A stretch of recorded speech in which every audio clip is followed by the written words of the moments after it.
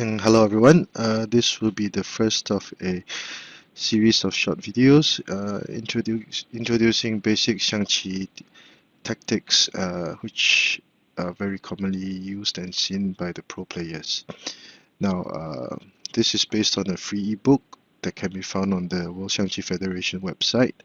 The link is given below in the commentaries, and there are many examples. I have also translated the same boards into English, which can be found on my site also at the link given below. They're interactive boards, so that if you watch this video and try to play the boards at the same time, I hope that you'll get a better understanding of the tactic and be able to use it in your game. So without further ado, the first example given in the book on chapter 1, which discusses the tactic on clearance, is this one. Now, a short introduction. Clearance is known as teng nuo or nuo, simply nuo in Chinese.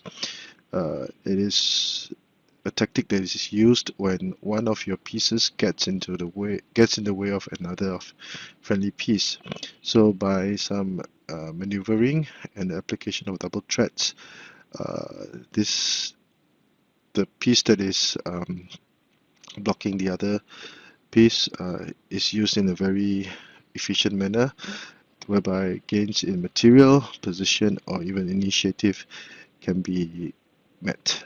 So without further ado, in this very short example, we can see that it is red's turn to move, and black would have a very empty right flank over here. Now, the major black pieces are concentrated on black's left flank, and the riverbank cannon, the black riverbank cannon, would now be controlling this riverbank. The horse would still need some maneuvering before it can be an active threat. So, what should red do? A good idea would be to try to attack black's right flank. So, red would try to sound black out, because by playing c5 equals to 8, red would now be threatening to advance his cannon to deliver a check on black's bottom rank. So now this would usually entice black to play r1 equals to 2, so that this will not happen. However, this would be a very big mistake on black's part, because now red can utilize the clearance tactic. So how would red reply? He would reply with c8 equals to 2. Now this chariot is protected by the red horse, and black would now be threatening to attack both the black chariots at the same time. So if black captured the red chariot, for example, with red would deliver a check, forcing, and red would gain a significant advantage in this situation. So a short recap. Red would threaten to attack the flank, and forcing black to defend in this manner. And that would be when red would use the clearance tactic to attack. So how should black react when red plays c5 equals to 8?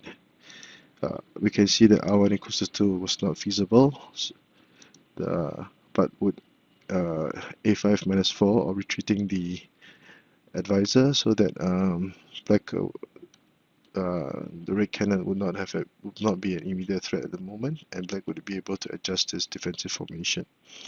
Now this variation was given in the book. Red would attack as planned, threatening to play r6 plus 3 to capture the black advisor, forcing the king up, and then delivering a checkmate by advancing the other chariot. So black would have to defend with a6 plus 5. Now this would be when the red king would help out in the attack. And the main idea for playing this move would be that so that red will be able to use his cannon to capture the black advisor, and it will be a cannon fork on both the black chariots. Now, if black used his advisor to capture the cannon, okay, in the book, R8 plus 3 was given, whereby black tried to prevent this. So, for the sake of explanation, say black played this move, cannon fork, capture,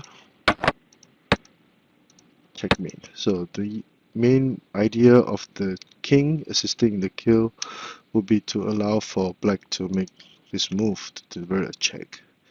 So that is the threat that red would have after playing, moving the king to the rib file.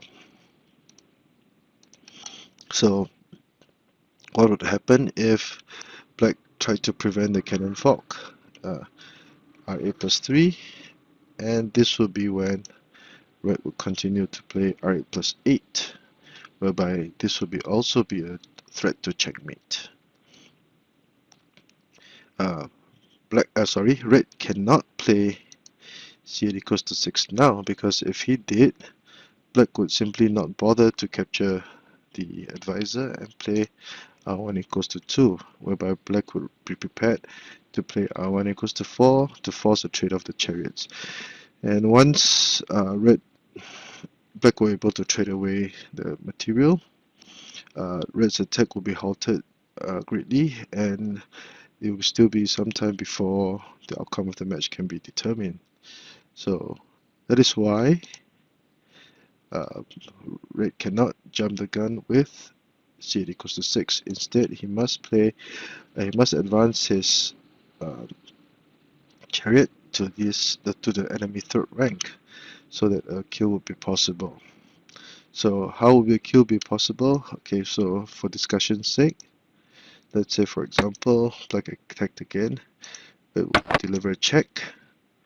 Now black would be placed in a dilemma. If the black advisor cannot capture, or it will be a check with the red cannon. So if the black horse moved, it would checkmate in this manner. So if the king were played, were used to capture the chariot, it would check, check, check, and mate. So if the king moved away, it would simply be a checkmate by capturing the advisor. So that is why in the book R8 plus 8 was suggested as the correct move. Now in this situation, black will be forced to capture the red cannon with his chariot, sacrificing his chariot for a piece that it was not worth so much in material value. And of course this would be to red's advantage. So I hope you have enjoyed the first example that was given in the book.